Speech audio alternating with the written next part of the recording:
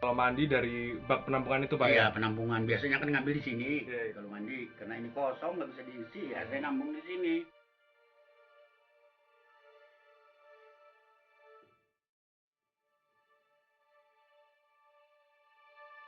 Dan kondisi ini sudah berlangsung berapa lama?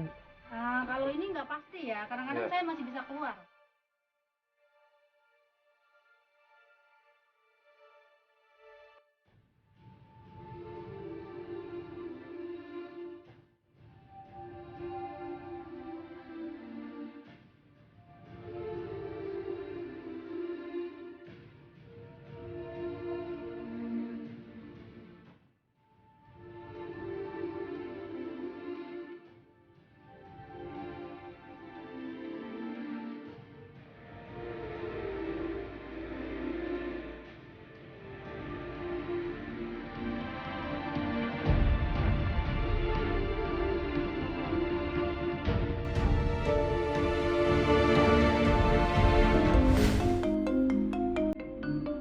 Selamat datang di Kanada, Kampung Nelayan Marunda Kepu.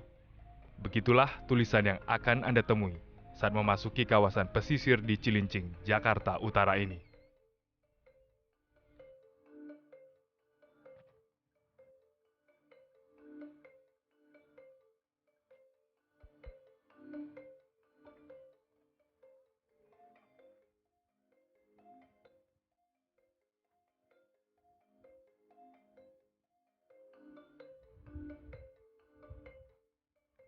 Sudah 6 bulan terakhir, ratusan warga di kampung nelayan ini mengalami krisis air bersih karena suplai air yang dialirkan oleh perusahaan penyedia air minum terganggu.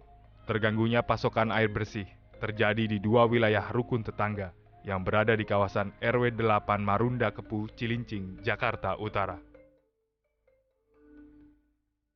Persoalan krisis air bersih nyatanya tidak hanya terjadi di daerah terpencil saja.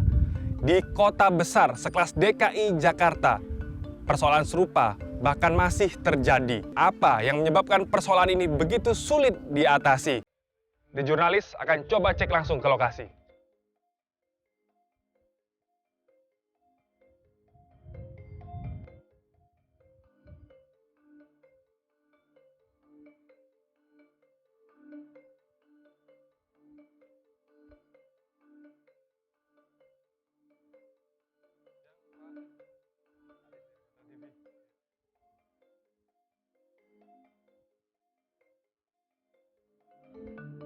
The Jurnalis menemui Lemin, salah seorang warga RT 8 RW 7. Saat ditemui, Lemin tengah duduk bersantai di teras rumah menikmati suasana siang.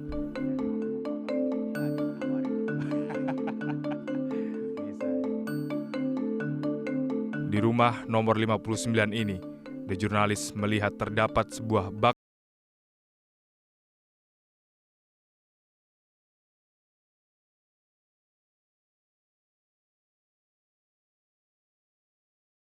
belajar di halaman teras rumahnya.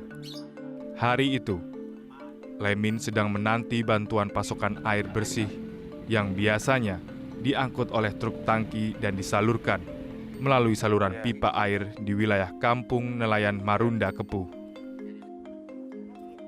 Sembari menunjukkan meteran air di rumahnya yang tidak bergerak, Pak, ini kualitasnya Lemin gimana, Pak? mengeluh betapa Airnya. sulitnya mendapatkan air bersih di sini.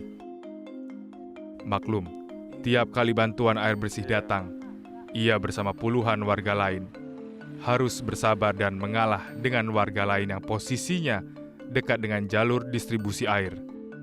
Tak jarang, warga harus rebutan menyedot air melalui mesin pompa milik masing-masing, Tadi sih sehingga banyak warga lain yang tidak kebagian pasokan air bersih.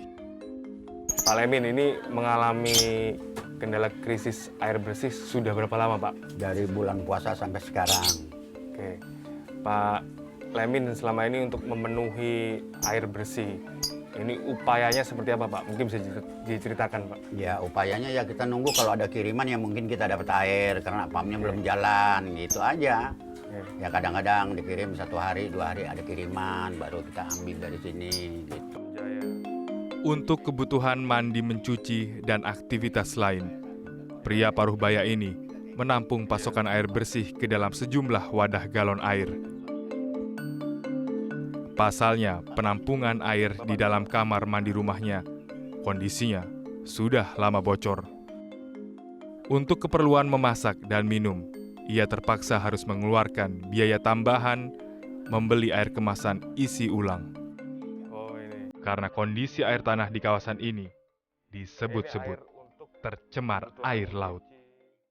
Kondisi ini tentu menambah berat beban hidup Lemin yang sudah 30 tahun bermukim di wilayah ini. Selain itu, ia kini tidak memiliki penghasilan tetap karena sudah tidak lagi bekerja.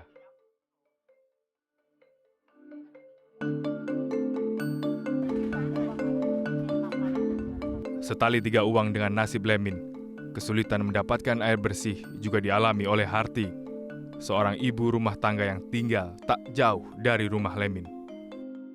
Seperti apa Bu kondisinya Bu? Ini meteran masih belum dibuka ya. Oke. Nah, ini saya buka ya. Kalau ini ada airnya, ini akan mutar. Ini Oke. saya buka full loh ini. Ini sudah dibuka full. Full. Oke. Kalau ada airnya sini akan keluar kencang. Ini karena nggak ada airnya, bikin kering. Jadi ini nggak muter. Oke. Nah, kalau melihat kondisi seperti ini Bu, ini jadi problemnya apa? Karena airnya di pipanya kosong. Oke. Tekanannya nggak ada ya Pak ya?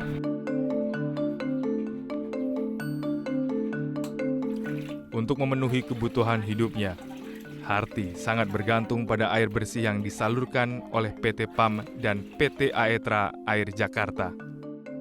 PT Aetra Air Jakarta memasok air melalui truk tangki setiap hari ke wilayah ini, sementara PT PAM sebanyak 2 hari sekali. Jadi langsung dibagikan ke warganya, ngantri pakai tempat itu seperti drum-drum itu. Itu juga udah berjalan udah lama juga. Sama sampai ke belakang kita kan ada pelangganan sampai ke ujung laut sana. Ya kalau yang namanya pakai mobil tank itu ya bisa juga suplainya nggak merata. Kan kebanyakan pasti kan berebut ya. Kalau yang ngambil nggak beraturan kan mungkin ada yang kebagian, ada yang enggak. Informasi dari sejumlah warga menyebut, jika perbaikan jaringan pipa distribusi di sekitar kawasan ini justru berdampak pada tersendatnya pasokan air bersih yang mengalir ke tempat ini.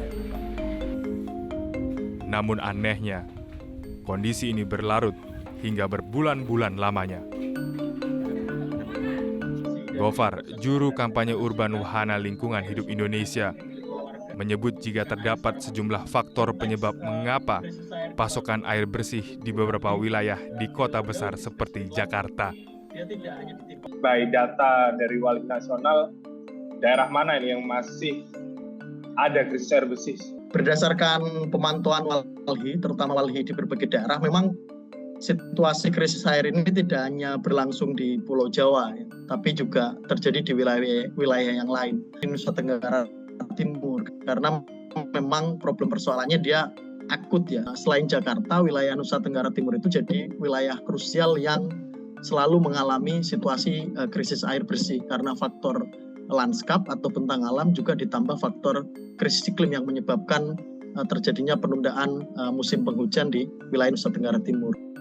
The Jurnalis juga menemui PT PAM sebagai salah satu operator penyedia air minum di ibu kota. Untuk menjawab persoalan krisis air bersih yang terjadi di Kampung Nelayan Marunda Kempu, Cilincing, Jakarta Utara, serta Duri Kosambi, Cengkareng, Jakarta Barat, The Jurnalis akan mengkonfirmasi hal tersebut langsung kepada Dirut PAM Jaya, Arif Nasruddin, sekaligus untuk mencari tahu bagaimana sebenarnya sistem pendistribusian air bersih di wilayah DKI Jakarta.